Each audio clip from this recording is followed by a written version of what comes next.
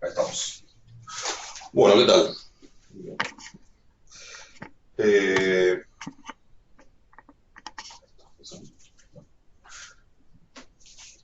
Espera un poquito.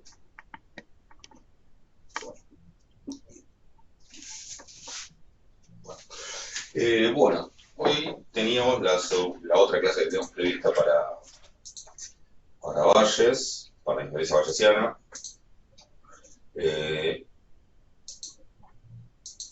Tenían para ver como para este lunes la 19, que es la segunda clase, que era la que ya nos metíamos el tema de estimación puntual vallesiana. No sé si pudieron avanzar con la guía, así que bueno, cuéntenme cómo vienen. Hemos estado viendo el ejercicio 1 y habíamos charlado de algún otro más, me parece, pero había algunos que había preguntas, no sé si me recuerdan cuáles eran los que tenían dudas o bueno, qué dudas nuevas surgieron. Y el 8 también era uno. El 8, muy bien, sí, acá parece bastante consenso sobre el 8. 7 y 8 de la guía 5, ok.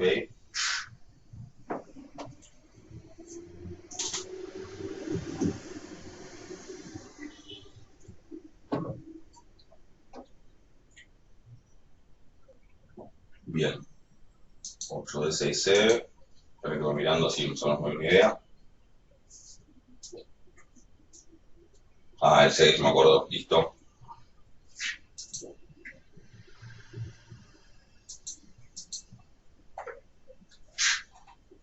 ¿Qué más? Sí, claro, ok, listo. Ahora sí, me acuerdo que habíamos charlado de eso sobre el final, pero listo, ahora después lo hacemos. Bueno, hablemos del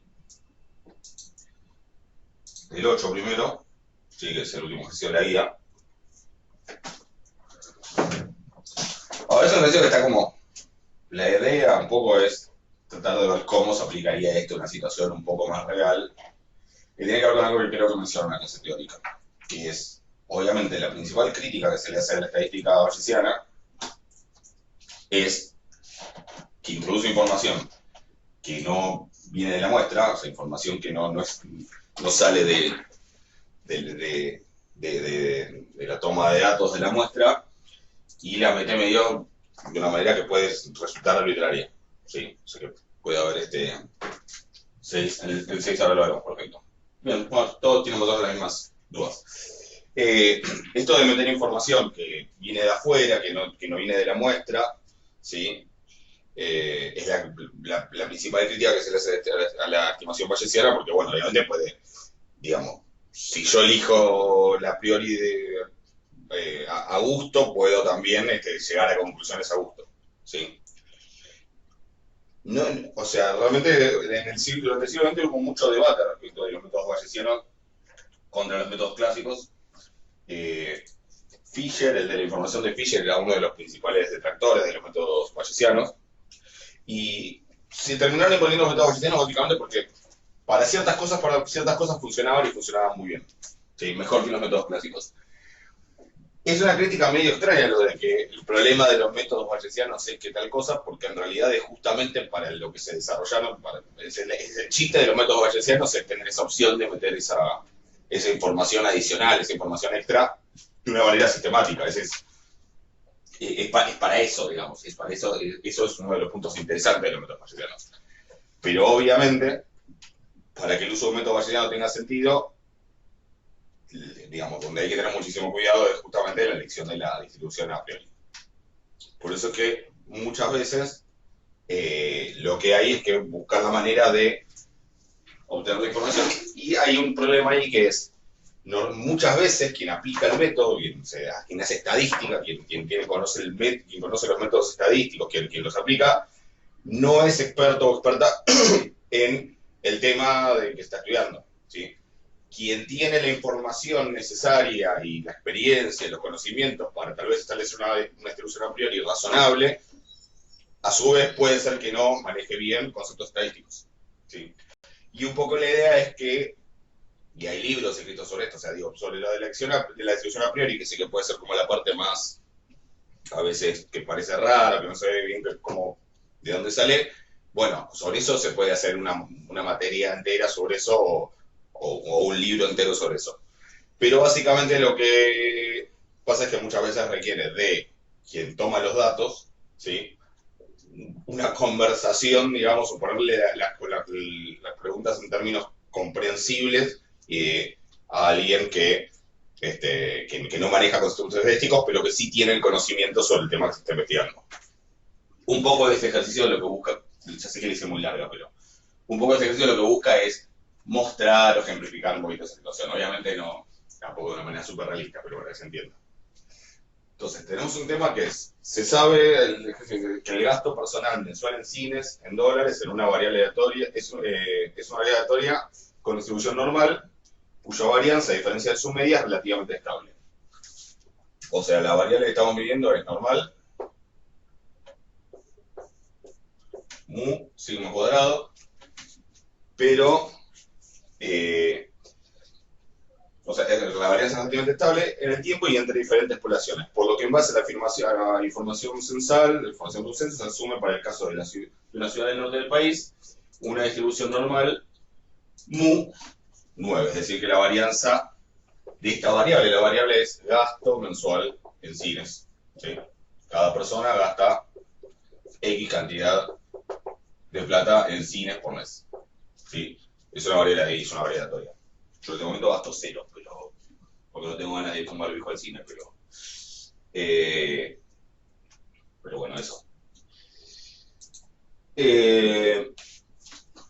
Mu es el promedio, el valor esperado de ese gasto, ¿sí? Hay gente que gasta más, gente que gasta menos, y la varianza es 9. ¿Okay? No dicen que está medido esto, como que está medido en dólares, no sé. Ah, en dólares, sí, lo dicen. Perfecto. Bueno, digo, el ejemplo es esto, digo, yo sé de estadística, no sé sobre la industria del cine en esa ciudad. Entonces necesito hablar con alguien que sepa, pero tal vez alguien que sabe no sabe tanto sobre estadística. Entonces me dice, bueno, que para la estimación de mu se plantea un enfoque bayesiano, así que voy a tener que establecer una distribución a priori, ¿sí? ¿Para quién? Para estimar a mu, ¿sí? Mu lo voy a poner como mu mayúscula, es decir, como m mayúscula. Esa m mayúscula es mu mayúscula y quiero establecer la distribución a priori. Bueno, esas son las preguntas. Ahora voy a la parte de las preguntas, pero de las preguntas que se hacen a esa persona. Pero dice, el punto A me pide, en base a la información dada por la entrevista, considerando el parámetro mu como la realización de una variable aleatoria m, o mu mayúscula, dar una distribución a priori para mu dentro de una familia conjugada con el parámetro mu minúscula de la distribución normal. Entonces, la respuesta a eso, ¿cuál es? ¿Qué distribución sabemos que es conjugada con ese parámetro?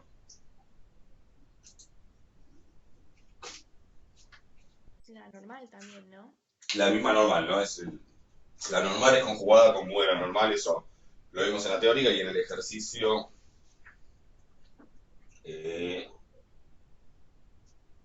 Sí, no sé si se la cuenta la teórica, creo que no, porque es una cuenta medio larga, pero en el ejercicio 5E, no, el 4E, básicamente tienen que probar eso y de hecho están las fórmulas con las que salen. Ah, no lo hice, pero lo mencioné. Están las fórmulas, ¿sí? Que no ahora las busco porque no las tengo a mano y me las acuerdo, de cómo quedan los parámetros de la distribución a posteriori y eso, que sí seguramente comenté, si no díganme, pero creo que sí comenté que queda todo más cómodo cuando uno escribe las fórmulas en términos de la inversa de la varianza, que es lo que se llama la precisión. Eso lo dije en la clase teórica, ¿no?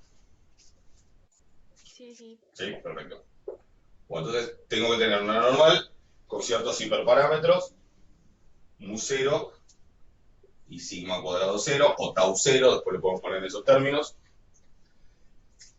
Y el detalle es que, ok, voy a elegir una distribución conjugada, voy a elegir la normal porque es una distribución conjugada y entonces practicidad, porque además puede tener sentido, uno puede pensar, convencerse de que funciona, pero de todas maneras la elección de los hiperparámetros es crucial porque obviamente lo que yo meta acá va a influir en todo el resultado de la estimación.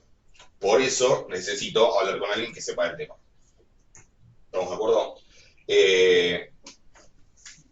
Y el problema es que yo voy a ese alguien y le digo, ¿cuál es el valor esperado del promedio? Por ahí me entiende que de hecho algo así se pregunta, pero si le digo, ¿cuál es la varianza? ¿Cuál es el desvío? ¿Qué sé yo? Puede ser que haya hecho algún estudio entonces, y sepa algo para decir eso, pero es como poco, digamos, hay parámetros que son poco claros lo que significan. Imagínate si fuera una gama en vez de una normal. Y te voy a decir, bueno, decime cuánto es el alfa y cuánto es el lambda. A lo mejor me miran con cara de, dejate de decir letras griegas, o sea, no, gamma, alfa, lambda, ¿qué es todo eso? O sea, necesito buscar una manera de que me puedan pasar información que me permita a mí proponer valores razonables para los hiperparámetros. Y ahí vienen estas preguntas que dice, para la estimación de mu, se plantea un enfoque bayesiano y se entrevista a una empresaria local del sector. Que yo, la dueña de un cine, empezamos. A la pregunta de, en promedio, ¿cuánto diría usted que gastan por mes en ir al cine las personas de esta ciudad si tuviera que dar un valor? Responde $10. ¿Ok? Entonces, yo digo, en promedio, ¿cuánto gasta la gente con dice? Y $10 por mes. ¿Qué asumirían? ¿Qué información me da eso? Que si lo quiero traducir en valores de los hiperparámetros de la distribución a priori.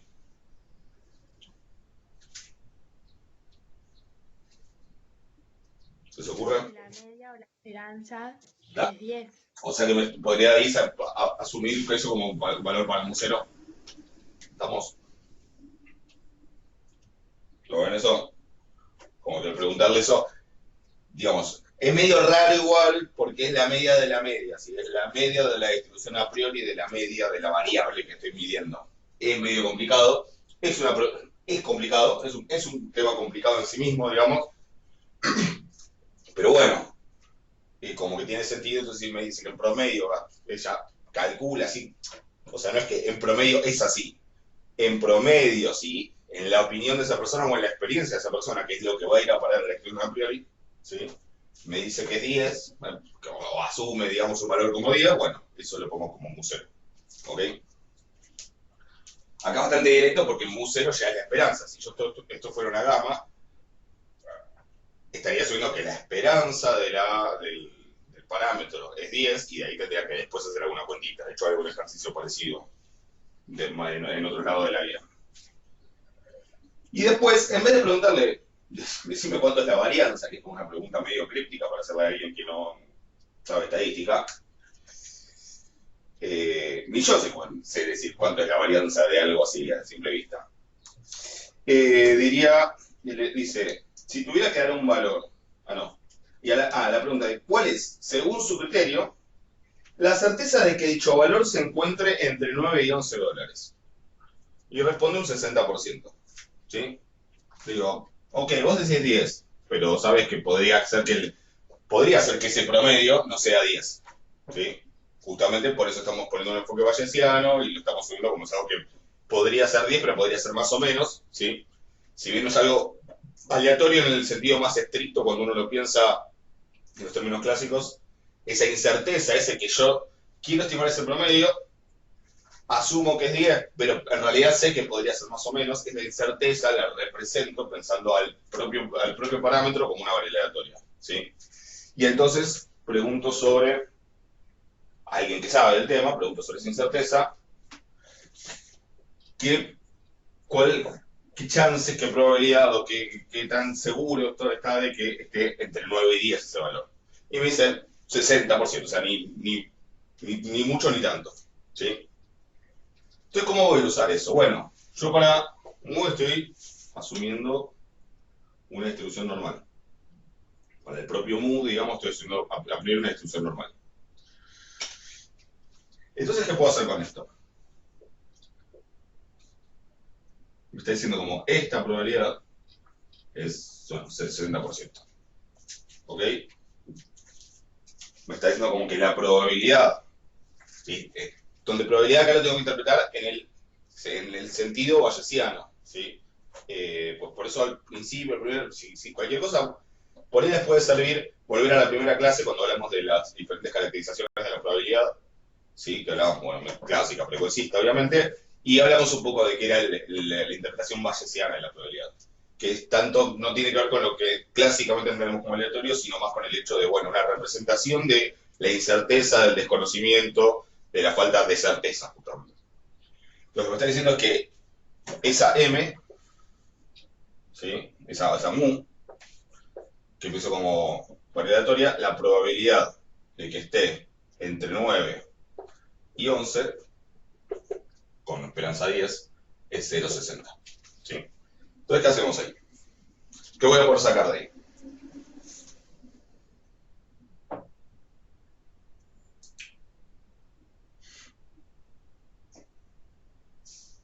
Yo mientras estoy abriendo la punta y voy a buscar una fórmula. ¿Qué voy a poder sacar de acá?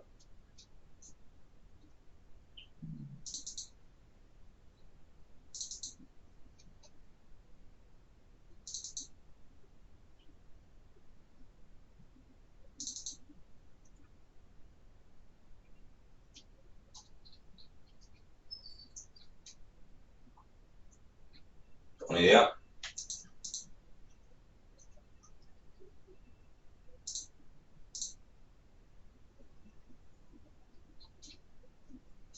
¿Qué es lo que me falta?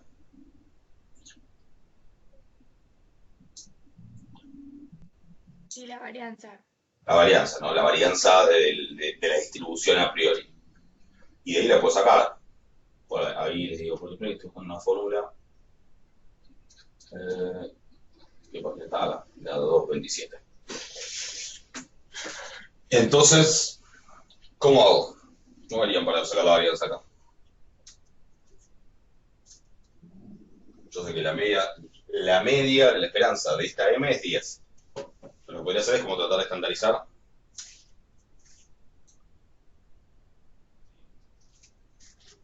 O sea, entonces algún ejercicio, algo parecido ya hemos hecho. Si resto 10 en todos lados, me queda 9 menos 10 menos 1, M menos 10, 11 menos 10 es 1, y lo que me faltaría para estandarizar es dividir precisamente por el desvío. Dividido por sigma 0, dividido por sigma 0, dividido por sigma 0. Y eso es 0,6. ¿Ok?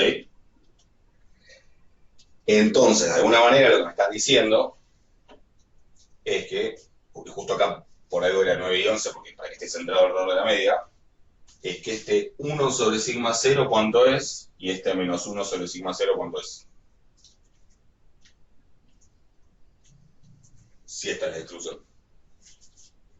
Ah, bueno, no sé, tengo que fijarme igual.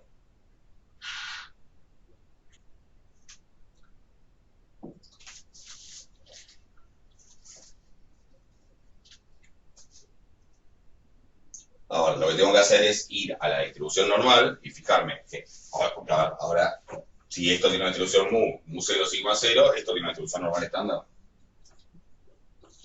¿Sí? 0,20. ¿Por qué 0,20? Vos decís porque hiciste 0,20, 0,20. En realidad no, porque esa en realidad, o sea, claro, no es 0,20, no es 0,20. Es en realidad, ¿qué cosa? Es el Z 0,20. ¿Sí? O sea, yo tengo que ir a la distribución normal, estándar, ¿sí? 0,60, 0,60, está bien, me queda 0,20 de cada lado. Y entonces yo tengo que ir a la distribución normal estándar y ver quién es este que acumula a su derecha 0,20. Esto, no me acuerdo si ya lo habíamos puesto o no, pero si no ahora, cuando venga la clase de intervalos, esto es lo que llamamos Z sub 0,20. ¿Sí? Es decir, es el valor de la tabla de la normal donde acumula 0,20. Lo pueden ver en una tabla, lo pueden ver con una aplicación, o en R se buscaría con Q norm. Los que tienen las funciones de R que arrancan, las de las estadísticas que arrancan con Q, son las que buscan la inversa de la función de distribución, lo que llaman los cuantiles, ¿sí? Donde acumulo 0,80 a la izquierda, 0,20 a la derecha, ¿sí? Entonces, QNOM 0,20 me daría ese valor. No sé si alguien lo tiene a mano, si no igual abro por las dudas, que después lo voy a necesitar seguro antes de vectorial. QNOM .2 menos 0,84. Ah, bueno. En R me da el negativo porque R es la función QNOM, si no aclaro nada, me lo va a izquierda. ¿Sí? Me lo ha acumulado a izquierda. A la derecha va a ser el positivo, 0,84. O sea, este valor es 0,84. este valor es menos 0,84. ¿Sí? 0,8416 más o menos.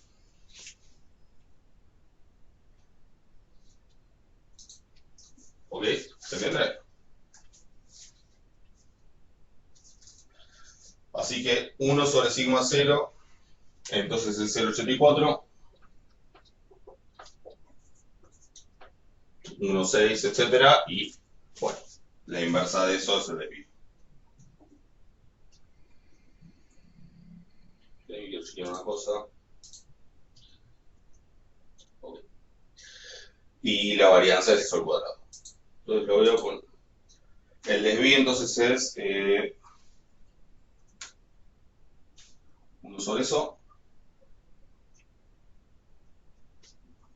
1, bueno, lo voy a guardar. 1 sobre esto es el desvío, sigma.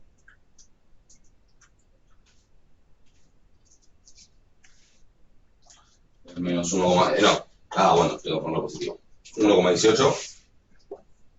Entonces, sigma 0 es 1,18 aproximadamente. 8. 1,188. Eso al cuadrado, obviamente, es la varianza. Y como acá la fórmula queda mejor con lo que se llama la precisión, digamos, es más cómoda, voy a calcular cuánto es la precisión, que es 1 dividido la varianza. Como acá, ok. Entonces, 1,188. La varianza es eso al cuadrado y 1 sobre eso es el tau, que es la precisión. Es más linda la fórmula con la precisión, por eso lo pongo, pero que quieren.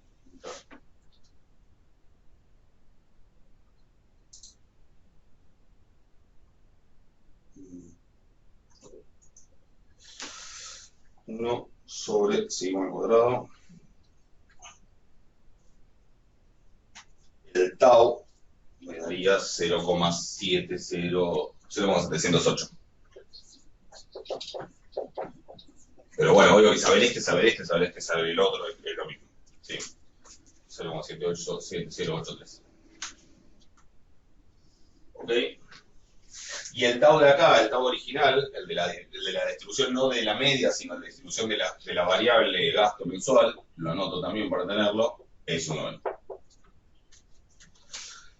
O sea, hasta ahí, básicamente lo que hicimos entonces fue, bueno, ponemos una distribución conjugada, entonces elegimos la normal porque no sé si hay otra, pero sabemos que esa es conjugada para mu de la normal. Digamos, es lo que tenemos de la teórica. Teníamos que determinar los hiperparámetros de la distribución a priori y representamos, y bueno, y en base a estas preguntas, de alguna manera logramos sacar valores que nos parecen razonables en función de los conocimientos de alguien que sí tiene conocimiento del tema en que estamos estudiando. ¿Hasta ahí se entiende? O sea, respuesta, propongo como distribución a priori una normal con esperanza 10 y varianza, bueno, desvío 1,188. ¿Alguna duda hasta ahí?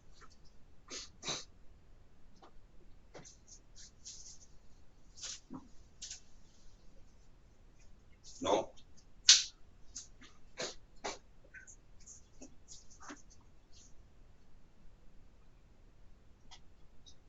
¿Está?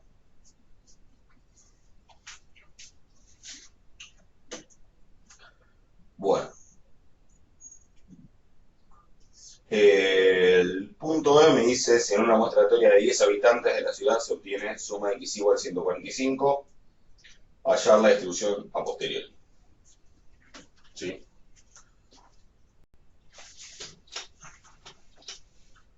¿Será? Ahora sí, tomé una muestra y me da que una muestra de tamaño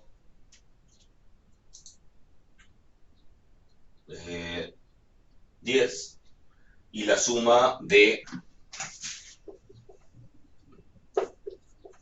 10 y la suma de los gastos mensuales en cine de esas 10 personas dio 145. ¿Ok? Entonces, ¿cómo busco la distribución a posteriori?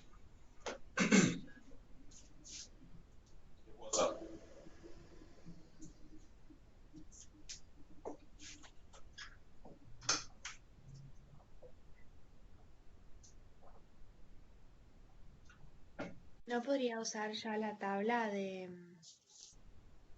Claro, uso acomodar. o sea, a ver, opción 1 podría usar la fórmula de Bayes, pero la verdad que ya lo hicimos genérico para una normal cualquiera, por lo menos supone que lo sabemos. Así que claro, voy a usar el hecho de que la distribución es conjugada y que por lo tanto lo que ya sé, que justamente lo que significa esa distribución conjugada, es que la distribución a posteriori, la distribución de m condicional a los valores de la muestra, ¿de qué familia es la distribución?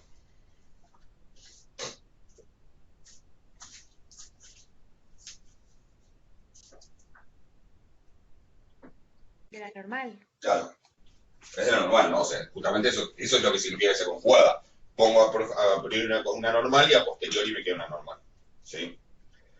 La única diferencia es que esa normal ahora va a tener otros hiperparámetros. ¿Sí? Esos que llamamos mu asterisco y sigma asterisco. O sigma cuadrado asterisco. ¿Sí? O tau asterisco también. ¿Sí? Si lo quiero poner en términos de precisión y no de varianza. Entonces, lo único que tengo que hacer es usar las fórmulas que ya conocemos, que salen, digamos, dan el ejercicio 5 y el 4 para hacerlo y salen, digamos, es algo que ya está hecho para actualizarlos. ¿Sí? Las fórmulas que están ahí son medio feas. Las de la normal en particular son medio feas, las otras no. Pero puesto en términos de la precisión, digo, si lo quieren hacer con la varianza no hay problema, pero puesto en términos de la precisión son menos feas, porque es que me queda, estoy viendo en el apunte, que mu estrella es tau 0, mu 0, más tau suma de xy sobre todo sobre tau estrella. Y tau estrella, que es el que tengo que calcular antes, es tau 0 más n por tau. ¿Sí? Tau 0 lo tengo, es 0,7083. ¿Sí? Es la precisión de la distribución a priori, de la normal, que es la distribución a priori. Tau es la precisión de la distribución de la variable que estoy analizando. ¿Sí? Que en este caso es el gasto en mensuales en cine. ¿Sí? Y dijimos que tau entonces es un noveno. ¿Sí? Lo del tau es simplemente uno dice, ¿por qué se le pasan agregando diferentes maneras de ponerle parámetros a las distribuciones? Bueno, ya les dije, porque es más práctico. Es más linda esta fórmula que yo creo que está escrito en el apunte con la inversa de la inversa de la inversa. ¿Sí? Entonces, por eso, ahí algún día se le ocurre decir, y si tomamos en vez de la varianza, la inversa de la varianza, bueno, le pusieron buscaron un nombre y ya, acá. Entonces, hay que hacer la cuenta, y los datos los tengo. Mu 0 es 10, eso lo habíamos dicho, era lo que habíamos puesto ahí por parámetro. Suma de xy es lo que es el estadístico que voy a usar, que es 145. Y tau estrella tengo que ver primero con esto. Así que, bueno, hago la cuenta, no sé si alguien lo tiene hecho eso. No hago la cuenta con el R. Pero díganme si hay algo que no se entienda más allá de cuentas. A ver, tau estrella es 0,783 más 10 novenos, o sea, más 10 novenos. Más 10 por un noveno, sí que más 10 novenos. Entonces,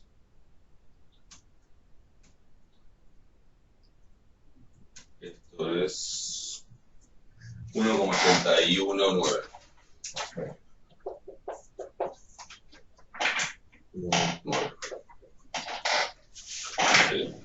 Y después, si uso el tau estrella acá y los otros valores allá, me queda que mu estrella es Tau 0 es 0,7083.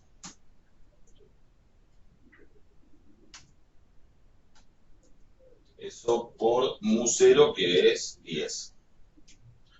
Más tau es el original, el de la distribución de gasto, es un noveno, por suma de XY, que es 145, así que me queda 145,9. Todo eso dividido el tau estrella, que es 1,819. Me da 12,7517. O sea,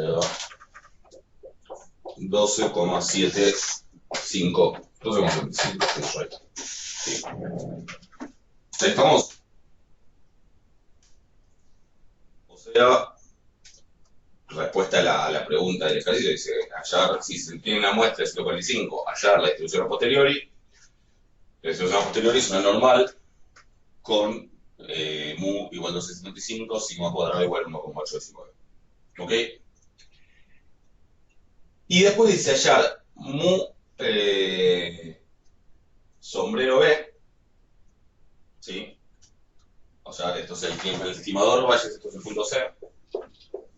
La estimación bayesiana, si se supone una pérdida lineal. Y entonces, ¿cómo va?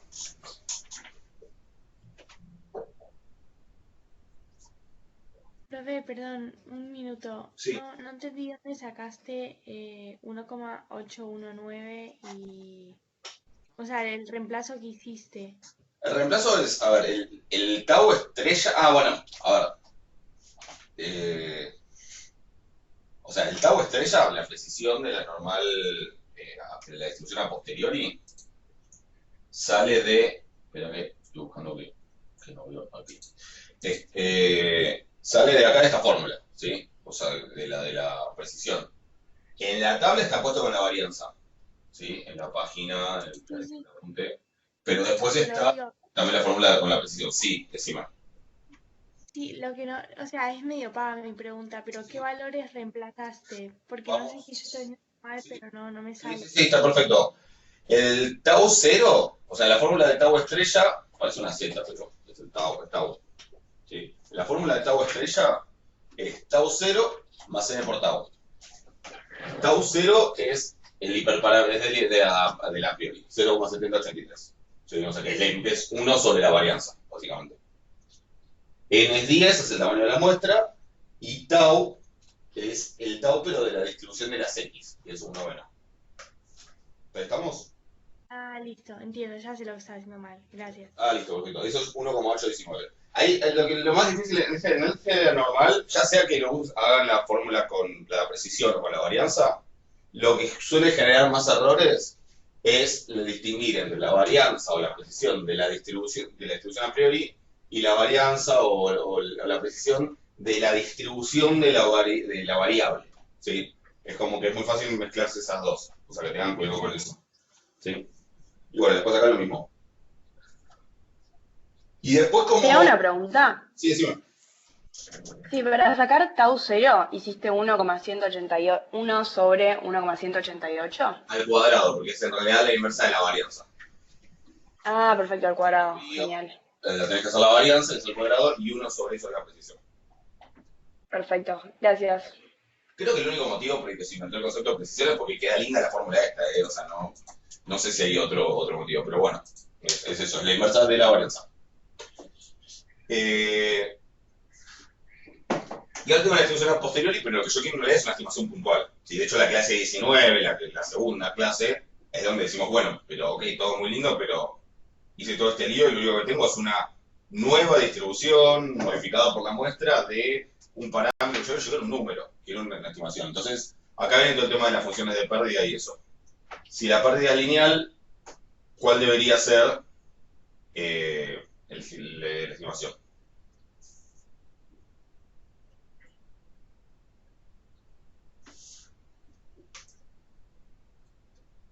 Profe, Sí. perdón. Yo de la clase teórica tengo una fórmula distinta para tau estrella. ¿Sí? Pues, a ver, En la clase teórica, en algún lugar me parece que hay algún error. No sé si era justo esta fórmula. Pero créanles a las del apunte. Ok. Créanles a las del apunte, sí. Porque creo que en alguna la prefieren. No sé también si en alguna de las otras, pero créanles a las del apunte son estas, sí. Yo por eso estoy mirando directo en el apunte.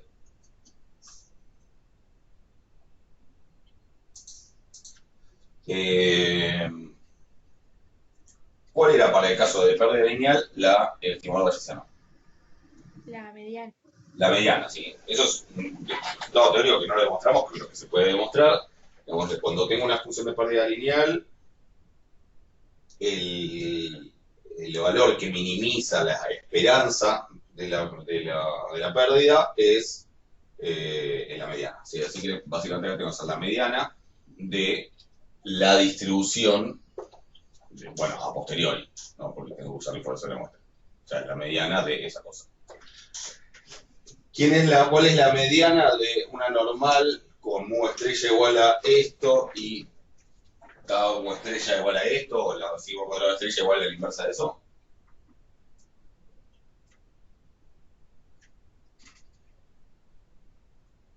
La mediana se acumula el 50%. ¿Quién va a ser?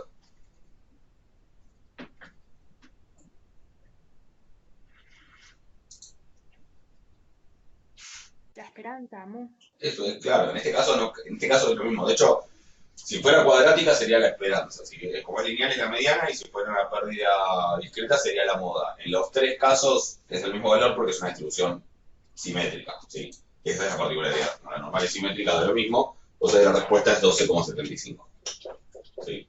Mi estimación puntual, la estimación puntual que voy a dar de ¿y cuánto será el gasto promedio mensual en cines? Es 12,75 en esa ciudad.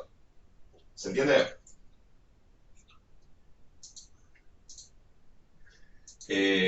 Ahora hacemos el D, que era el que me habían preguntado específicamente, pero en realidad no que cambió mucho, hay que hacerlo. Pero fíjense que si yo hubiese hecho una estimación clásica, ¿sí? Usándole, por ejemplo, el estimador de máxima verosimilitud o de momentos, ¿cuál sería para mu de la normal?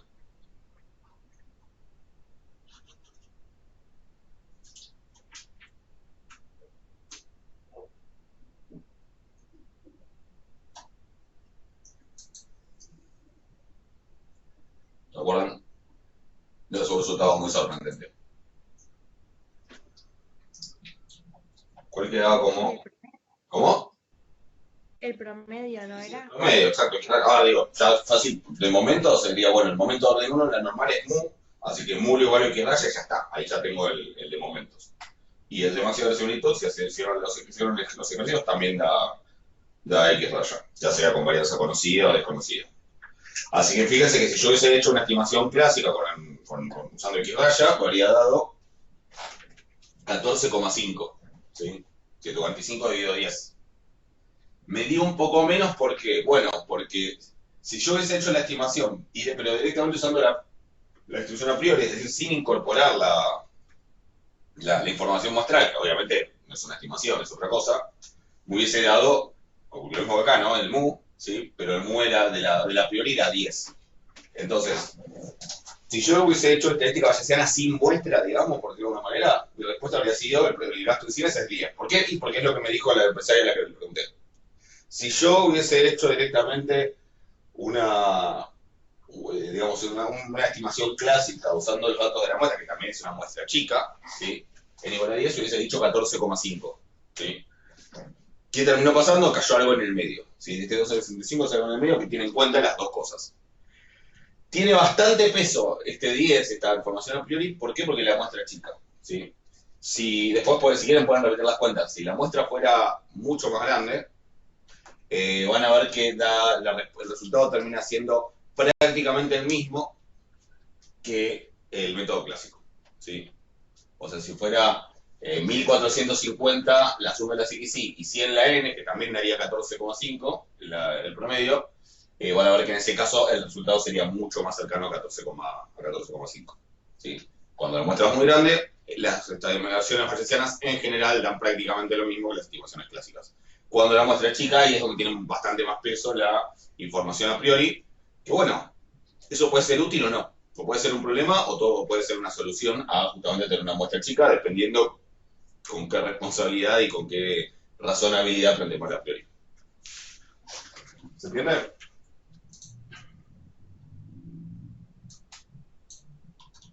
Sí, sí. Bien. Bueno, y después el punto D, que varios preguntaron precisamente por el D, no sé qué duda había con el D. No sé si por ahí pensaron que había que contestar algo así como una idea. O sea, en realidad es repetir el ejercicio, ¿no? O sea, no voy a hacer la cuenta de vuelta, pero les digo qué es. El punto D es repetir el ejercicio. ¿Qué cambia en el punto D? Dice, ¿cómo variaría el resultado si a la segunda pregunta el entrevistado hubiese respondido 99% o si hubiese respondido 20%? ¿Se acuerdan que le pregunté, ahora lo borré, pero ¿se acuerdan que le pregunté, según tu opinión, o sea, me dijiste que el promedio es 10, bueno, según tu opinión, ¿cuánto calculás, qué tan segura estás de que el promedio esté entre 9 y 11? Entonces me podría haber dicho, mirá, la verdad es que estoy re segura que está entre 9 y 11, diría que estoy un 99% segura. Entonces lo único que cambia es que este valor de acá, lo que acumula, en vez de acumular 0,20 de este lado, ¿sí? Porque era 0,60 y 0,20 cada cola, ahora va a ser 0,99 adentro, así que 0,01 fuera y en particular en cada cola 0,005, dos ceros. O sea que ahora que volver a hacer las cuentas, o sea, lo que va a cambiar es el sigma 0.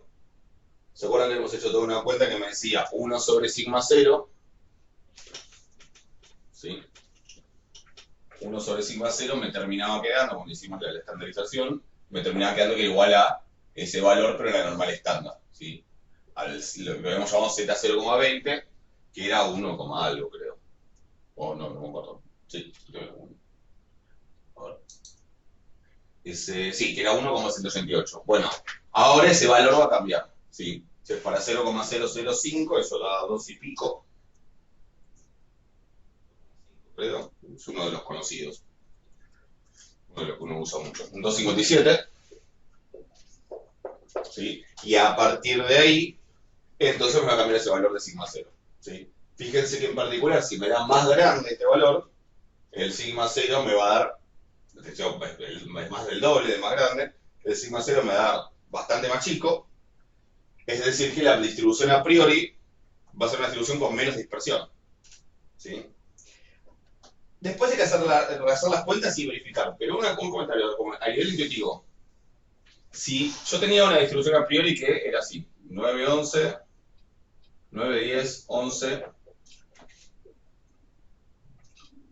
¿Se acuerdan de esto que charlamos recién del peso que tenía el peso que tenía en la estimación bayesiana, el peso que tenía la muestra y el peso que tenía la información a priori? ¿Sí? Mismo que quedó como medio a mitad de camino, de alguna manera, entre la muestra y a priori, en parte por el tamaño de muestra, pero digo, puede haber otros motivos.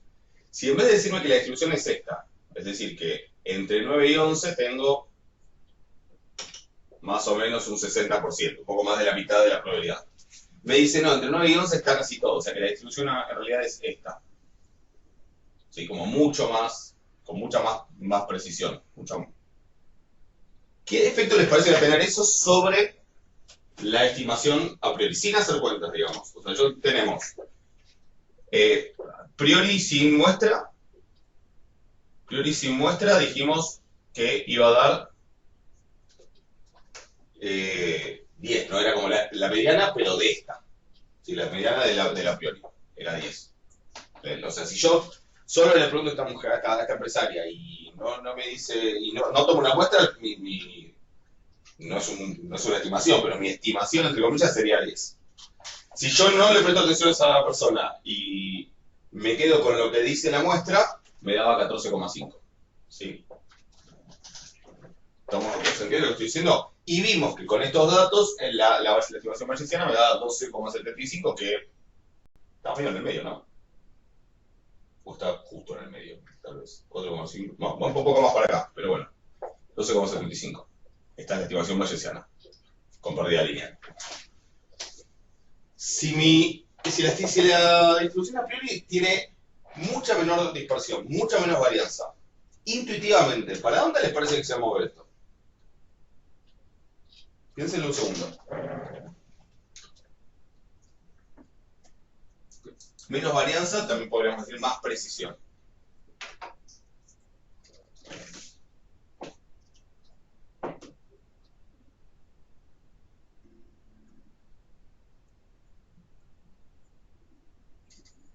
que es un poco lo que les pide el ejercicio, que comparen cómo cambia ese valor respecto del mu 0 y de x rayo.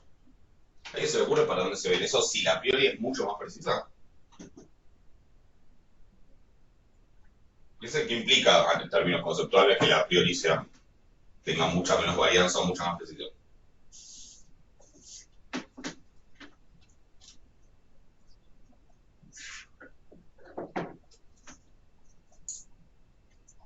¿Alguien quiere tirar alguna idea?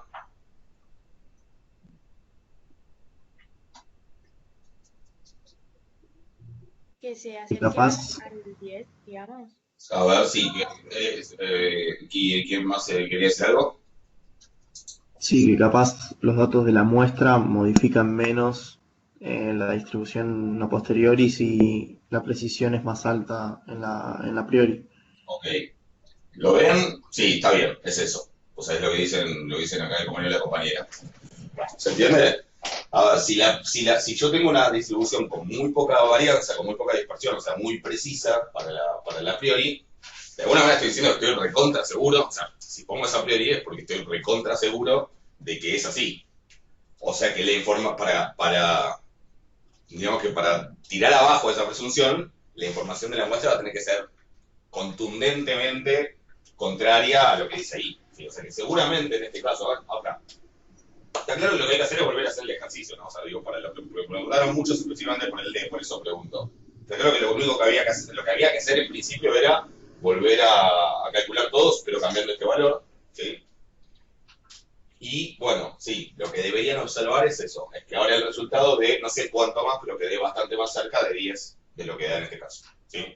Tiene menos peso, o sea, va a tener más peso la a priori en términos relativos respecto de la muestra si la a priori tiene muy poca varianza, muy poca dispersión, porque de alguna manera lo que estoy tratando de reflejar con eso es que estoy como bastante seguro de cuáles, digamos, de cuáles son digamos, de cuál es el valor del parámetro, ¿sí? Que estoy a priori bastante seguro de cuál es el valor del parámetro. ¿Se entiende? Por el contrario, después le dice el ejercicio, ¿y qué pasa si hubiese respondido en vez de ser del 99%, hubiese respondido 20%? Bueno, si hubiese respondido 20%, tengo 20 en el medio, así que tengo 80 entre las dos colas, o sea que tengo 40 en cada cola. En ese caso, la distribución sería una cosa así. Acá tenía que poner, bueno, en vez de este iría el Z 0,40, que no sé cuánto es, pero es 0, algo. ¿Sí? Y en ese caso el desvío me va a dar más alto, va a ser una distribución más dispersa y seguramente entonces en ese caso va a tener menos peso de la distribución a priori y más la muestra y seguramente se me va a correr para este lado. ¿Le cierra, digo, intuitivamente la idea de que tendría que pasar eso?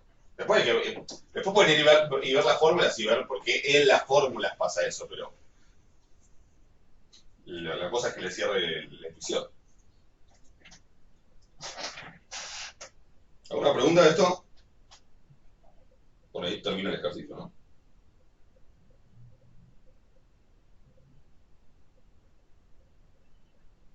¿Estamos?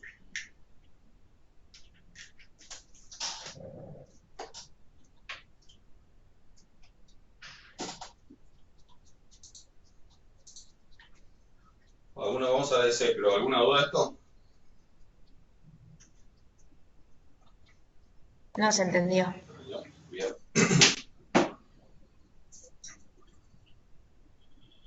Bueno, a ver, el ejercicio 6.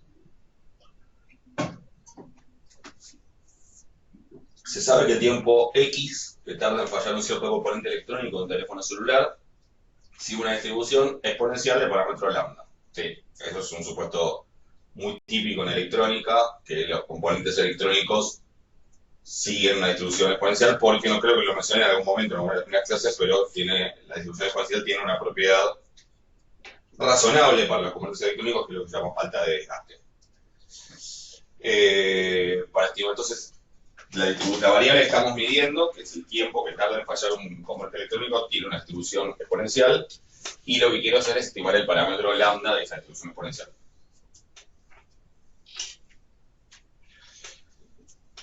La exponencial se puede parametrizar con lambda, o se puede parametrizar, que es cuando en la función de densidad ponemos e a la menos lambda por x, o se puede parametrizar con un parámetro que la exponencial esté dividiendo la x, que normalmente se llama θ.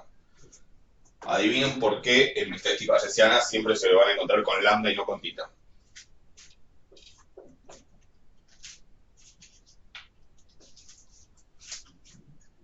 ¿Alguna idea? Es tal vez la segunda respuesta más común de este curso, después de la D por independencia, porque acá no tiene nada que ver. ¿Saben por qué se suele usar lambda y no tita en estadística bayesiana? Porque son más fáciles las cuentas, exacto, son más lindas las fórmulas. Tan simple como eso. ¿Sí? Muchas veces la respuesta va a ser porque quedan más lindas las fórmulas, son más fáciles las cuentas. Exacto. Podría ser con tita tranquilamente, lo mismo que sigma cuadrado y tau. Entonces, bueno, para estimar el parámetro lambda desde un enfoque bayesiano se le pide a un especialista que fije un valor para la esperanza y el desvío de la distribución a priori de lambda. Estamos en el lambda, lo vamos a empezar con un parámetro lambda, una variatoria lambda mayúscula, su esperanza, el especialista, le pregunté, no sé qué, anda a saber cómo se lo pregunté, pero me dijo que la esperanza es 5 y que el desvío de lambda es 2.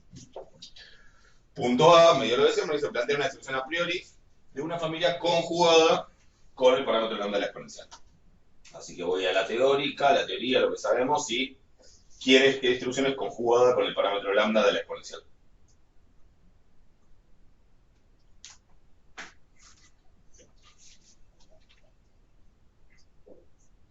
Por lo menos que sepamos.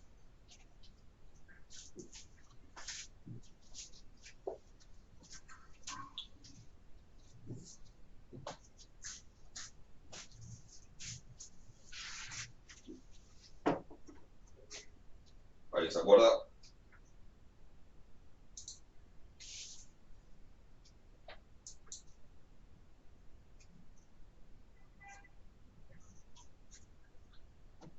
La gama alfa L0. La gama, exacto, la gama. Y la parametrizamos, sí. La parametrizamos con lo que no, digamos, también la gama se acuerda que tiene dos opciones, digamos, con el parámetro de escala multiplicando a la x, que lo llamamos lambda en ese caso, o el parámetro de escala dividiendo a la x, que en ese caso lo llamamos beta. Adivinen por qué usamos lambda y no beta. Porque queda más lindo. Porque queda más lindo, exactamente. ¿Sí? Lo que no queda más lindo es que se llame lambda el parámetro de la exponencial y lambda el parámetro de la gama. Eso sí que no queda más lindo, de hecho es un problema. Por ese motivo, en este caso puntual, no es que eso es algo común, yo lo llamo L en lugar de alfa, en lugar de lambda. ¿Sí? Así que vamos a llamar gama alfa L, pero esa L es el lambda de la gama. Es el lambda de siempre, sino que lo estoy parametrizando distinto. Y, como son los hiperparámetros, le voy a llamar alfa 0 y L0. ¿Ok? El detalle es que le pregunté a esta persona, le saqué de alguna manera una estimación para la esperanza y el desvío de esa distribución, pero en este caso la esperanza y el desvío no son los parámetros de la distribución. ¿Sí?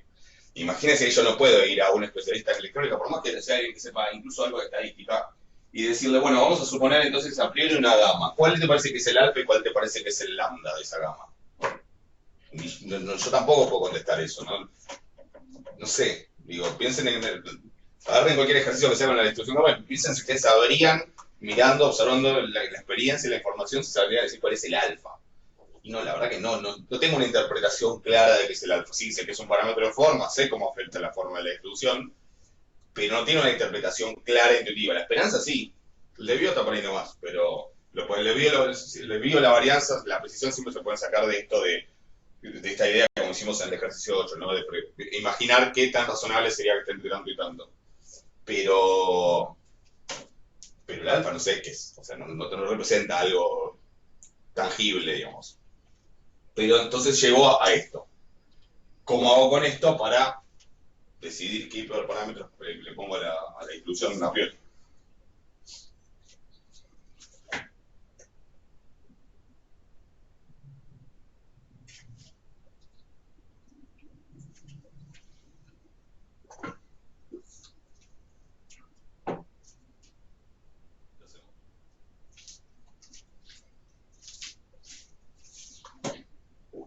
Hay conjugada esta, pero tengo que ponerle valores a los hiperparámetros.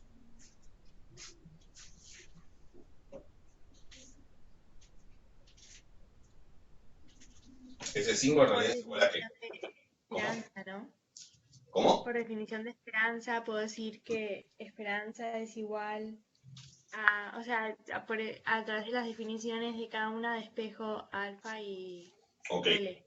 Voy a las fórmulas que o calculo, o voy a las fórmulas que conozco de la gama, y la esperanza en la gama es, la esperanza de la gama era alfa sobre lambda, y en la gama, y la varianza era alfa sobre lambda al cuadrado, y la gama alfa lambda. No es la exponencial, porque lambda es otra cosa. Entonces, la esperanza alfa sobre lambda, o sea, alfa 0 sobre L0, tiene que ser 5, y la varianza, que es 4, ¿sí? 2 al cuadrado, porque 2 es un desvío, tiene que ser alfa 0 sobre L0 al cuadrado. Y ahí despejo, ¿sí? Hay varias maneras de hacerlo. Una por ahí pensándolo un poquito es esta. Este L0 al cuadrado es L0 por L0, o sea que lo puedo pensar así. Y esto es 5, porque lo dice acá. Entonces 1 sobre L0 es 20, entonces L0 es 1 sobre 20, o sea 0,05. ¿Sí? Si me quiero poner un poco sofisticado. Si no, nada. Despejo y pongo que alfa 0 es 5 por L0, lo reemplazo acá, lo saco, igual va a salir. ¿Ok? Y alfa 0 es 5 por L0, que es 0,05, así que es 5 por 5 por 0,05, así que es 0,25, ¿no? Creo que dan eso, no sé. Díganme si la prefiero. Podría chequear igual, 0,25 dividido 0,05 da 5, 0,25 dividido esto al cuadrado, creo que es 4.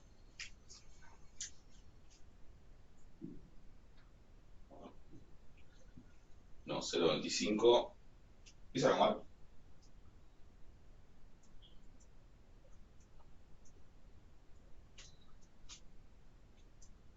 Sí, hice algo mal. Sí, hice mal. Ahí, ¿por qué pusiste alfa? Esto es 5, lo tengo que pasar dividiendo. Claro. Ok, lo pensé como que quedó abajo, ok. Tengo que pasar dividiendo, se me va a salir 4 quintos. Ok, bien. 4 quintos, 1 sobre L0, así que L0 es 5 cuartos, es 1,25. Y si L0 es 1,25 por 5, 25 cuartos. 25 cuartos, o sea, 6,25, ¿no? Sí. Bien. Ahí está. Y ahora sí pueden chequear, pero creo que ahora sí da 5 y creo que la otra también está al cuadrado al cuadrado también da. ¿Ok? O sea, punto A, distribución a priori conjugada que propongo, una gama con hiperparámetros alfa 0 igual a 0,25, L0 igual a 95. ¿Ok? Punto B, obviamente va a ser la posteriori, ¿sí? Con una cierta muestra. Me dice allá la correspondiente distribución a posteriori por una muestra aleatoria de tiempos de falla del dispositivo en cuestión, o sea, como genérico me lo pide. ¿Sí? O sea, cuál es la distribución a posteriori, pongo una muestra. Y bueno, por empezar, justamente elegí esta porque era una distribución conjugada, así que la distribución a posteriori, por si es una conjugada, ya sabemos que tiene que dar también la misma, una gama.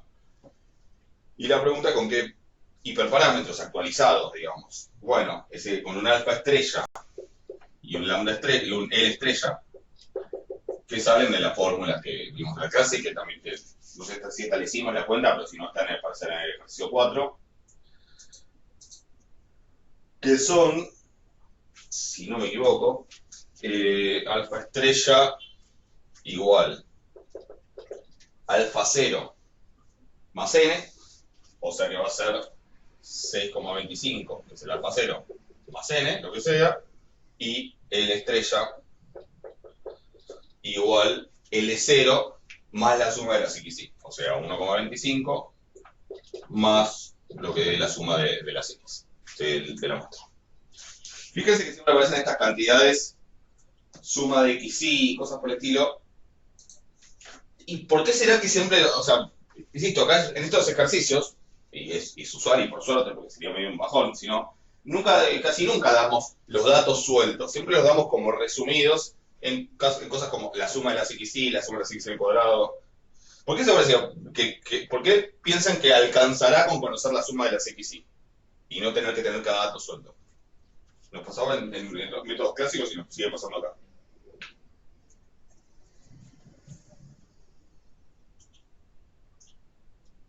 ¿Con qué tendrá que ver?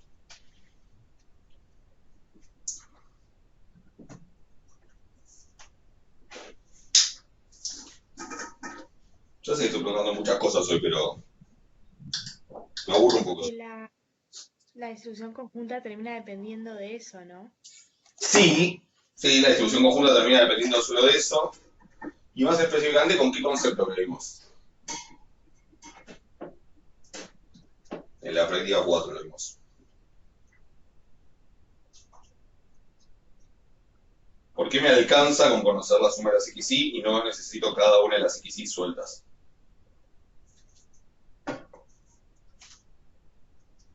¿Por qué no estoy perdiendo información al conocer solo la suma de las XY? Información para estimar, ¿no?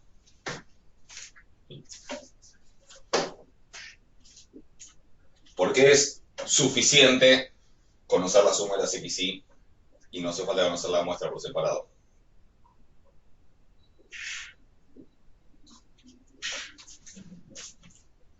Que se las dejé picando ahí.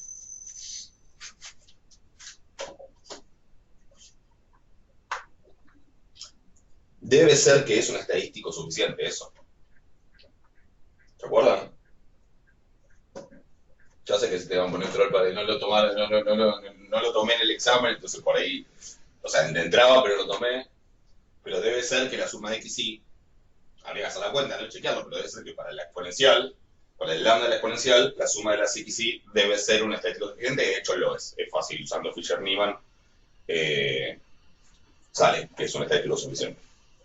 ¿Se entiende? Digo, como para tener un poco más claro el concepto de suficiencia, si aparecen todos lados, efectivamente tiene que ver con eso, con el hecho de que, bueno, la verdad que para la hora de estimar lambda, no me interesa conocer cada uno de los valores de las X, con saber cuántos suman todos, me cansa.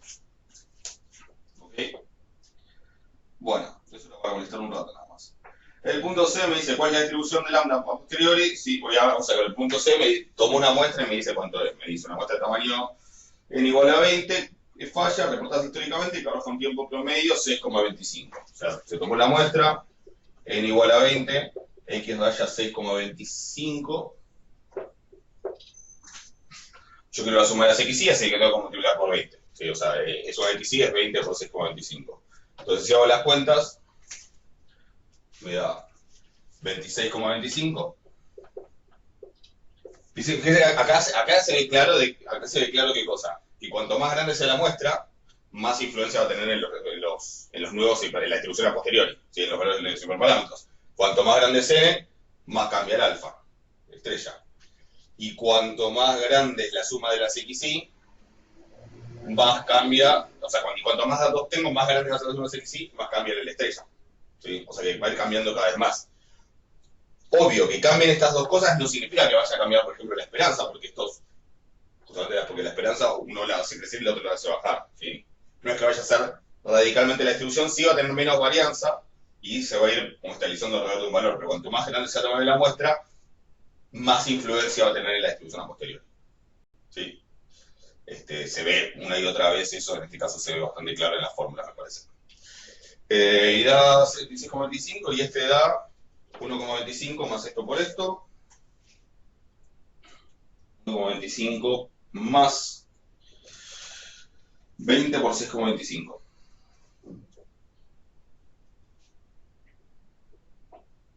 Esperen que 1,25 más 20 por... ¿Qué me quedó mal? Ah, no, porque puse 20 a la sexta. Bueno, ok, bien. 20 por 6,25. 126,25.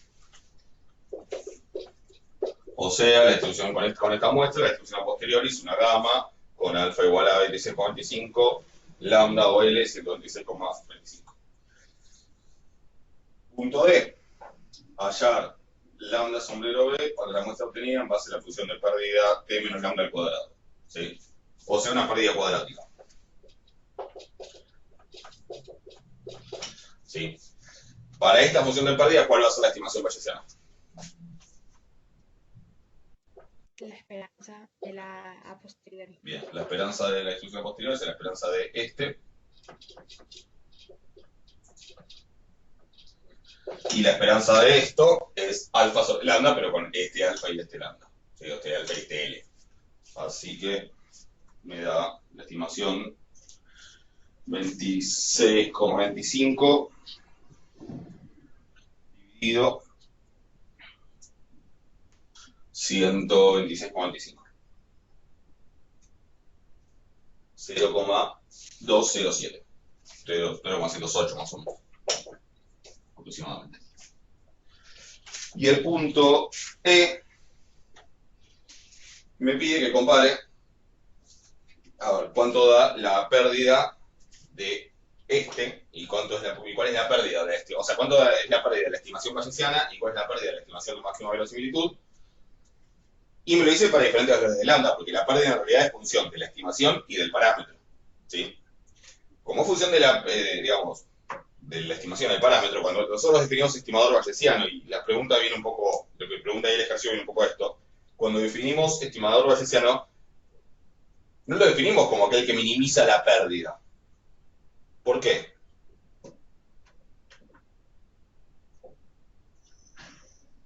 Justamente porque la pérdida depende del cuánto medir la estimación, ¿sí? Que es como la variable que me acá, y de cuánto sea el parámetro el real. Entonces yo no puedo ver quién minimiza la pérdida, porque si no sé cuánto es el parámetro, no sé cuánto es la pérdida.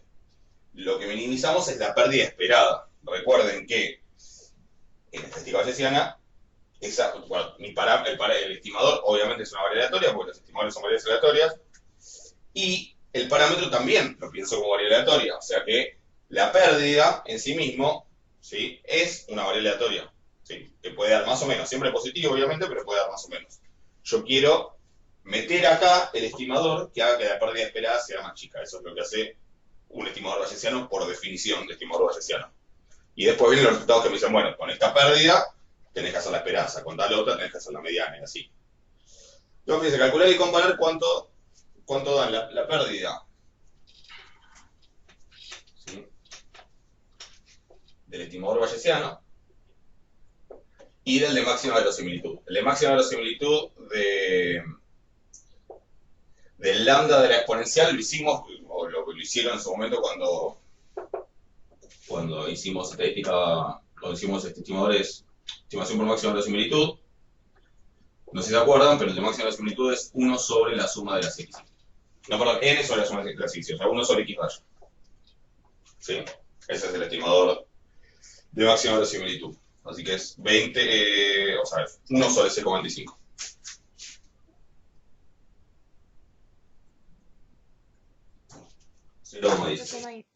Perfecto, gracias.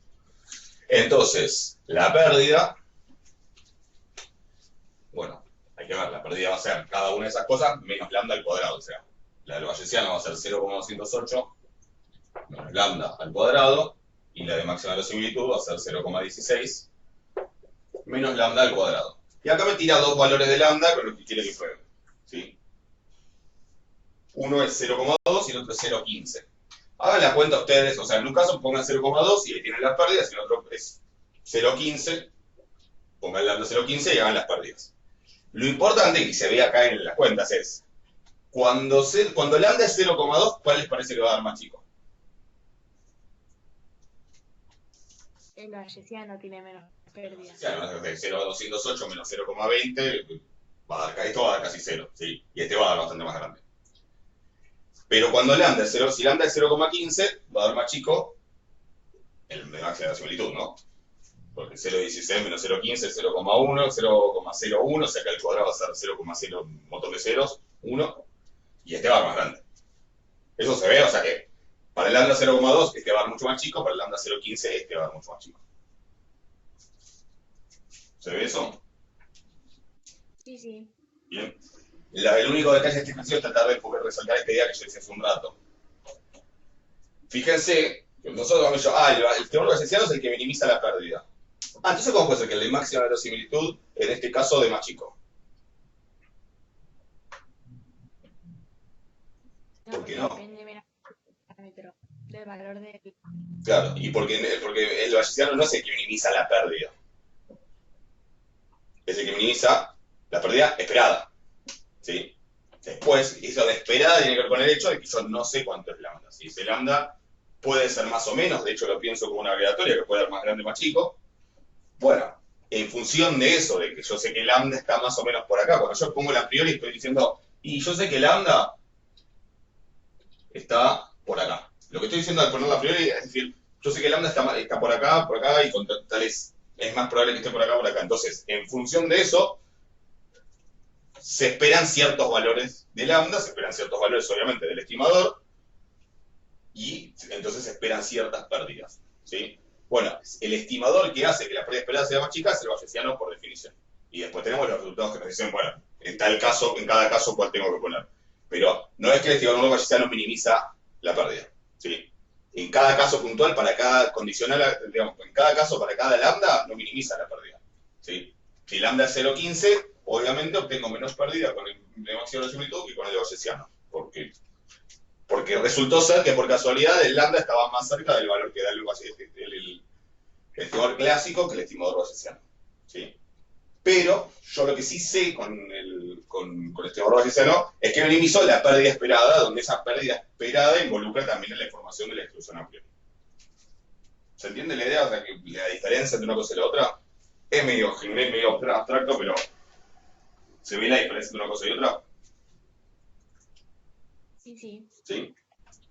Esa es un poco la idea de ese punto, que por ahí les generó medio dudas, pero tiene que ver con hacer esa distinción.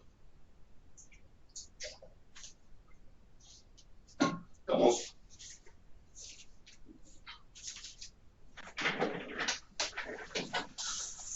Bueno, cuéntenme si quieren que hagamos algo más. Te escucho, Leo.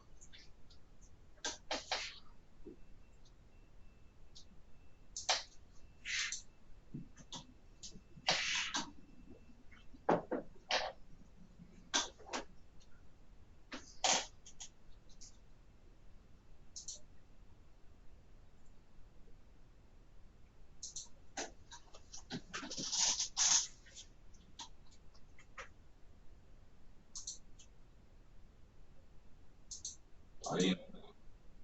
El 7. A ver.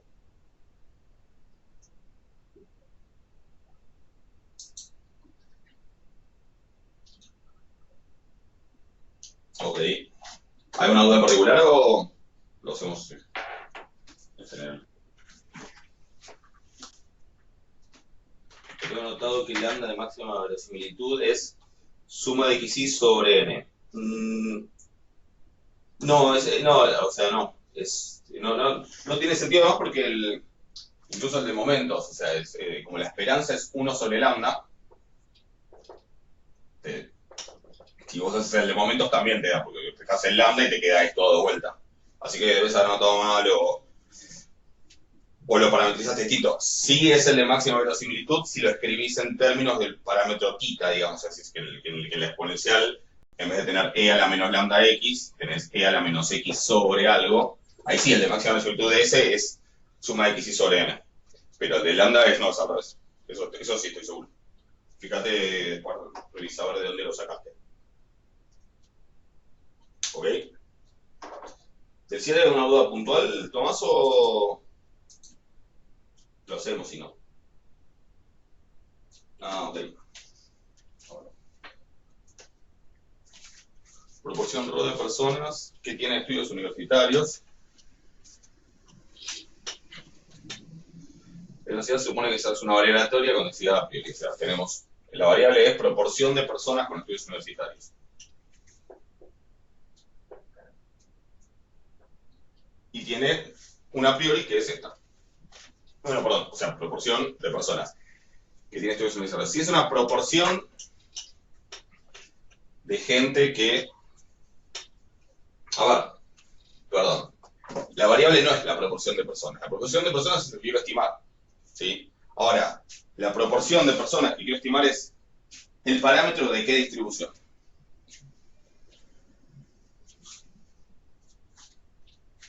Esto está bueno siempre resaltarlo. Cuando yo estimo, siempre que hacemos estimaciones para proporciones, estamos pensando como de base en qué distribución. O sea, si yo tomo una muestra, ¿con qué voy a encontrar?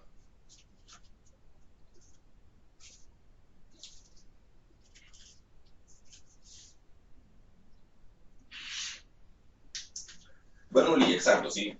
Lo insisto, me pasa algo que es como con las clases teóricas grabadas, es mucho más ordenado, pero muchas veces no me acuerdo bien de ciertos detalles y seguramente existe porque soy pesado y cuando algo me importa lo digo 38 veces, pero seguramente sí, pero a veces no me acuerdo qué tanto insistí en un tema. Y estos son de esos detallecitos que a lo largo de un curso de estadística está bueno siempre dejarlos en claro.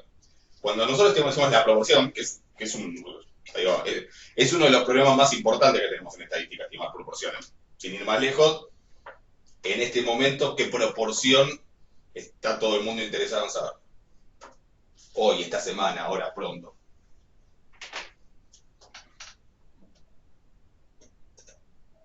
La proporción o porcentaje de qué cosas. ¿En qué están trabajando de todas las consultoras de estadística en estos días? Sí, exacto, ¿no? Votantes y elecciones, proporción de gente que va a votar a tal o cual lista, y así candidato, pero bueno, todos son listas, ¿sí? O sea, claramente es uno de los, la estimación de proporciones, de porcentajes, digamos, es uno de los problemas más importantes en estadística, en términos prácticos, sin duda, ¿sí? Y me importa que les quede claro cuál es la institución que está por detrás y por qué. La que está por detrás es la Bernoulli, ¿sí? Cuando yo tomo una muestra, ¿sí? Cuando alguien va y toma una muestra de vas a votar a, no sé, la lista qué sé yo, del Frente de Izquierda, y le pregunto a 10 personas, ¿cómo se ve mi...? Bueno, no voy a poner ningún partido para no empezar a hacer comentarios. Tal partido, ¿sí? Y le pregunto a 10 personas, ¿cómo se va a ver mi lista de datos? ¿Qué números van a aparecer? Sí, no quiero pasar con números. Se suele preguntar a la gente me va a decir. Si le pregunto, ¿votás a tal lista para diputados? Y que sí o que no. Claro. Que sí o que no, o sea, acá no me va a decir 3,74, 5,87, 3,25, o lo que sea, o tipo lo que gastan en el cine. ¿Sí? Me va a decir, ¿voto o no voto a tal lista? O me cae o no me cae bien tal candidato, cosas por el estilo. Entonces, mi muestra va a ser esto. Y así, van a ser unos y ceros. ¿Sí? Cada uno puede decir que sí o no, y eso con qué lo represento, con una distribución de Bernoulli. ¿Sí? El parámetro P, que acá lo llamo ρ para que no se mezcle con tanto la notación, pero el parámetro P de la distribución de Bernoulli, el de siempre, es la probabilidad de éxito, o sea que es, en términos prácticos, es como el porcentaje o sea, a nivel poblacional es el porcentaje de gente en la población que vota al candidato.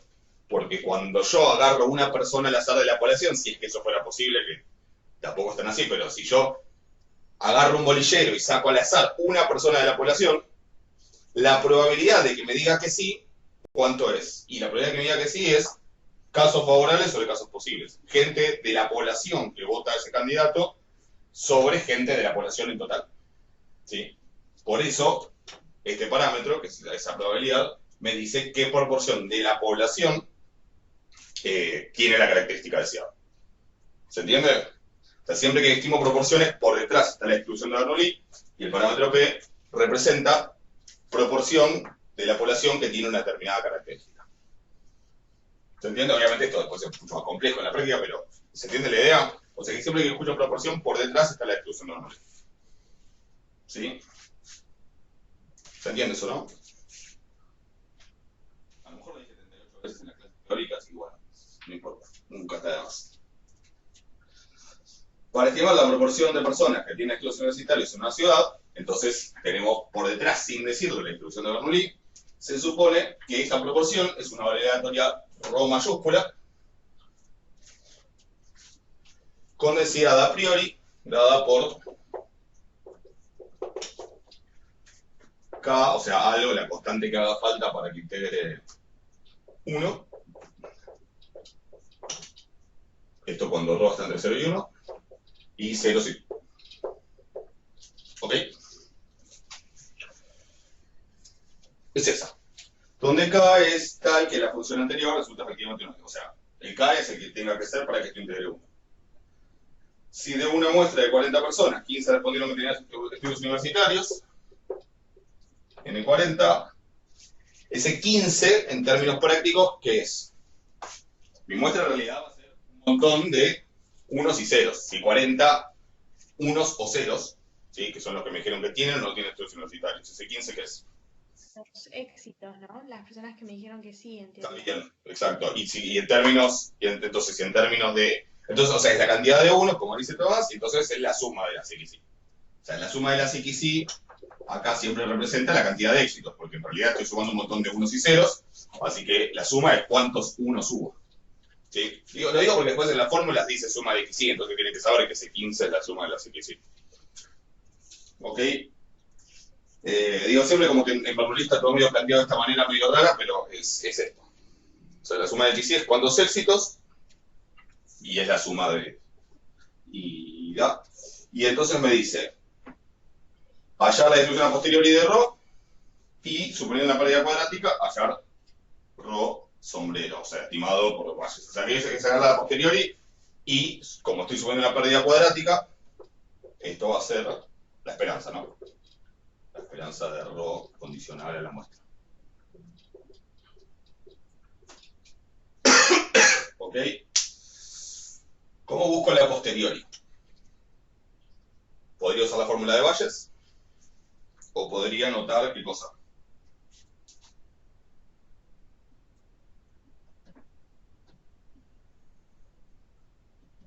Sobre la priori. Que una distribución conjugada, una familia de distribución conjugada del parámetro P es la beta, ¿no? Es la beta, ok. Una conjugada es la beta. Pero a mí me están diciendo, me están poniendo una, no me están diciendo poner una conjugada. Pero, ¿qué es lo único de lo que tengo que dar cuenta?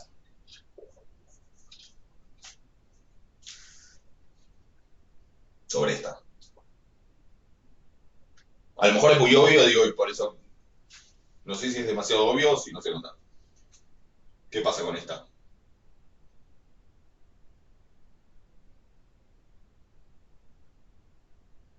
Piensen que donde dice ρ es la X, ¿no? O sea, Claro, es una beta, sí, o sea, donde perfecto. en vez de las X tenés P como parámetro, ρ como parámetro, y... ρ es la variable. Sí, perdón, sí. Es que estaba leyendo mis apuntes y sí. Ah, vos ρ decís. como variable, perdón. Y los parámetros los veo acá. Tomás dice es una beta 2, 3, sí. ¿Por qué? Porque esto, acuérdense que esto era, en realidad, escrito en términos de X acá por X a la alfa menos 1 por 1 menos X a la beta menos 1. ¿Sí? Y este K era 1 sobre la función beta. Entonces, esta X sería este ρ y esta X de acá sería este de acá. Entonces, el alfa menos 1 es 1, así que alfa es 2, y el beta menos 1 es 2, así que el beta es 3. ¿Eso lo ven? Así que en realidad, lo que me está diciendo esto es que la priori, esto obviamente en el examen hay que aclararlo, ¿no? O sea, viendo la densidad, veo que la es una beta tanto. Entonces, la densidad a priori es una beta con alfa 0 igual a 2 y beta 0 igual a 3. Y los hiperparámetros son 2 y 3. ¿Se entienden?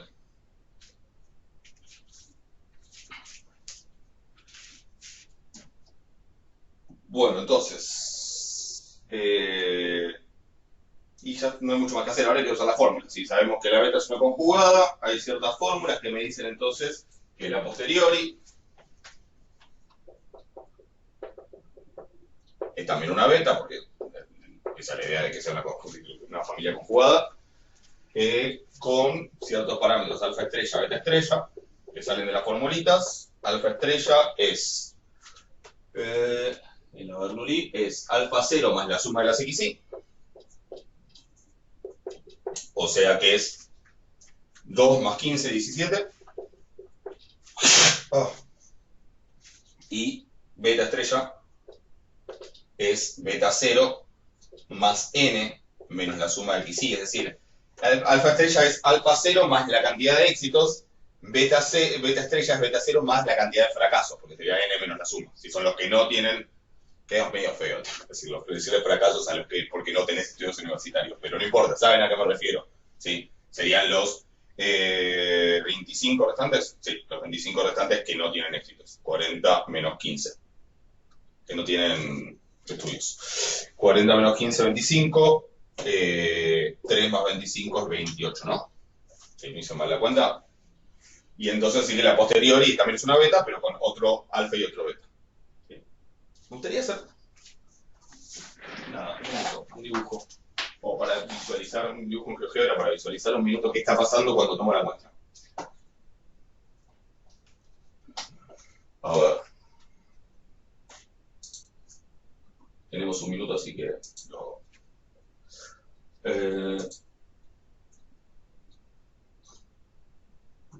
Puedo extrañar GeoGebra cuando estemos en de vuelta en la presencialidad.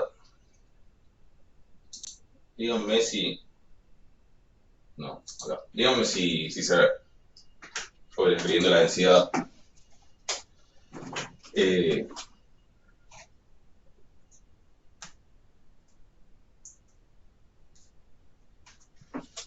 Puse un A y un B que van a funcionar como el alfa y el beta. ¿Sí? ¿Se ve GeoGebra ya?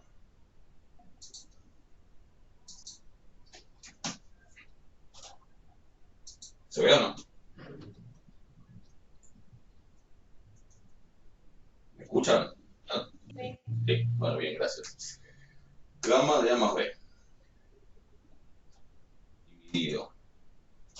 Gamma de A por gamma de B. Esto, si no me equivoco, creo que estoy haciendo bien. Sería la inversa de la función beta. Sí, la función beta es gamma de alfa por gamma de beta sobre gamma de alfa más beta. O sea que esta sería la inversa de la beta, que es la constante para integrar 1. Y después tenemos x a la alfa menos 1, no, x elevado a la alfa menos 1 por 1 menos x elevado a la beta menos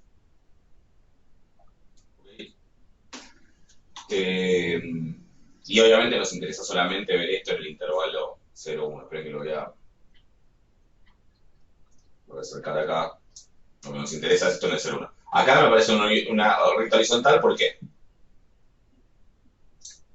Porque estoy poniendo, todavía tengo alfa igual a 1 y beta igual a 1. La beta, eso no sé si lo charlamos una vez, pero creo que sí. Pero en algún ejercicio les va a ser útil. La beta 1, 1, ¿cuál es? Lo mismo que qué.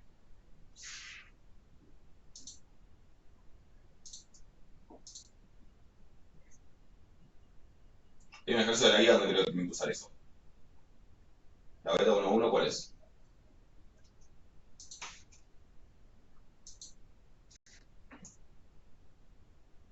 X mayor a 0, X menor a 1. Ahora, ¿cómo que dijeron? Exacto, es el uniforme 0,1, ¿sí? Hay un ejercicio de la guía donde, sí, exacto, es el uniforme 0,1. La beta 1, la uniforme 0,1 es un caso particular de la beta. O sea, hay como que la intersección entre la beta y el uniforme es que el uniforme 0,1 es lo mismo que la beta 1,1, ¿sí? Hay un ejercicio de la guía donde le tira pero un uniforme 0,1 y entonces, bueno, tiene que interesar eso. Ahí está. Entonces, acá tengo el uniforme 0,1, ¿por qué? Porque es la beta 1,1. En nuestro ejemplo teníamos una beta 2,3, o sea, A es 2, y B es 3. Entonces, esa es mi distribución a priori. Fíjese que cuando uno la dibuja, por ahí se ve un poco más claro que estamos haciendo eso. Estamos estudiando la proporción de, digamos, la variable es, ¿tiene o no tiene estudios universitarios? El parámetro es la proporción de estudios. Y ese parámetro lo estoy pensando como una variable aleatoria con esta distribución. A priori. Es decir, que refleja mi idea de que más o menos esta proporción de gente, un 30, 40%, 20%, en la población en particular, tiene estudios universitarios, pero la verdad que tampoco estoy muy seguro. Hay mucha incerteza, podrían ser mucho menos, podrían ser mucho más. Eso es lo que me está diciendo, esto es lo que estoy suponiendo cuando sumo esos parámetros. ¿Se entiende? Y sí, pero esto no sale de la nada o de tirar números al aire. Esto sale de algún estudio, de una opinión, una opinión informada, digamos. Pero eso es lo que está reflejando esta distribución.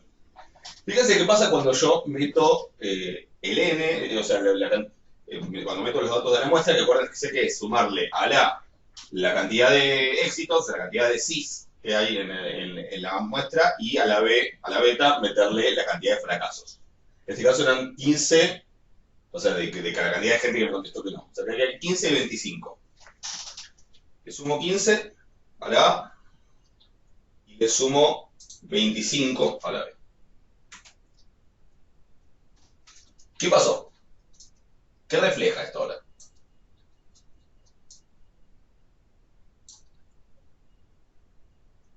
Sigo sin tener una total certeza, digamos, obviamente es una estimación, pero ¿qué pasa?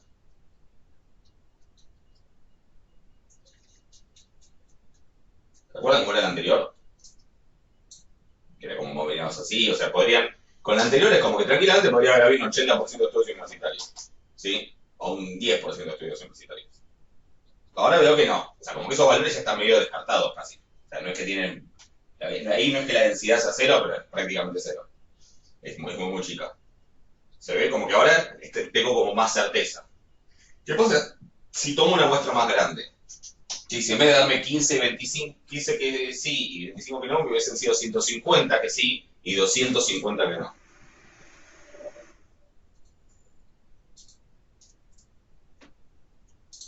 ¿Qué pasó ahora? De hecho, me pasó que no se ve. A ver, por ahí me fue un poco de tema. Pongámosle otro número. Dupliquemos. 30 y 50. No sé por qué ahora. No se ve. Fíjense, ahora tengo como todavía como que se va como que se va haciendo una distribución que está como mucho más precisa, ¿no? Como mucha menos distribución. Si hago 60 y 100, en el fondo termino tendiendo a un valor que básicamente es la proporción clásica, ¿sí? El 15 sobre 40. 15. Se ve que queda como mucho más amontonada, como que se me va amontonando la distribución alrededor de un valor a medida que la muestra. Siempre alrededor más o menos del mismo valor, pero se va haciendo mucho más precisa. La original, la que era 2 y 3, nada más, con los valores originales,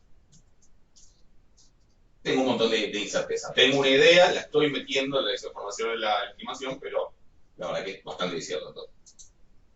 ¿Se entiende? ¿Eso? Bueno, dejo de compartir. ¿Alguna duda con eso? Bueno, el ejercicio no tiene mucha vuelta más. Es la posterior y es usándola, o sea, por lo que vimos en la clase teórica, como la beta es una beta también, pero con esos parámetros 1728, y rho es la esperanza de esa beta, que es alfa sobre alfa más beta, o sea, 17 sobre 17 más 28, esa es la estimación para una pérdida de poder. ¿Ok? ¿Alguna pregunta?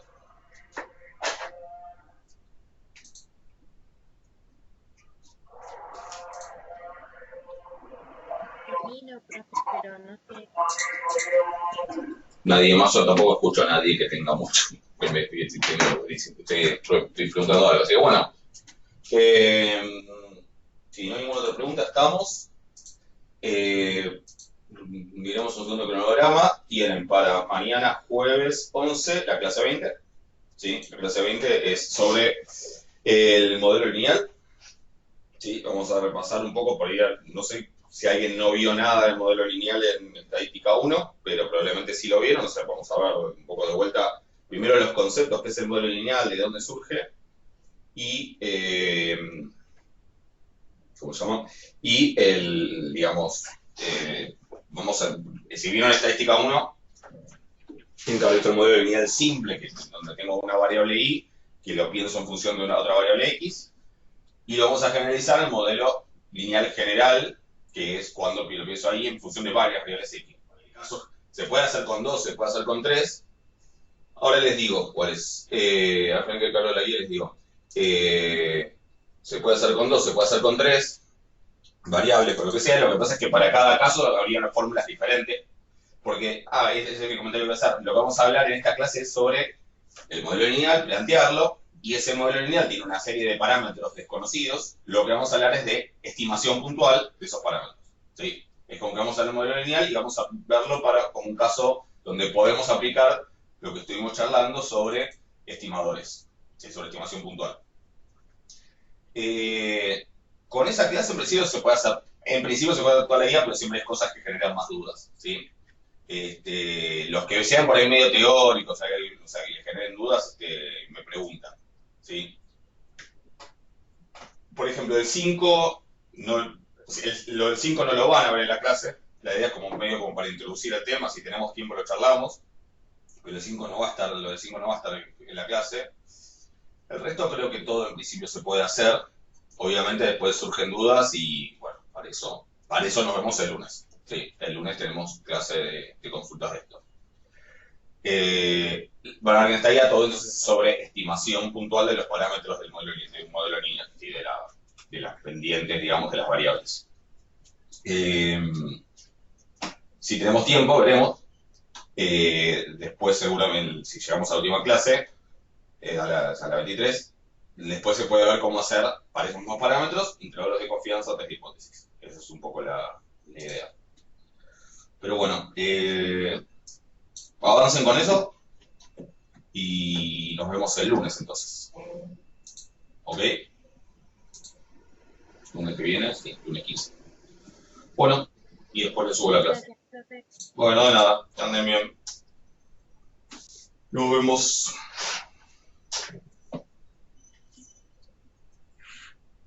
Nada, hasta luego. Chau, chau.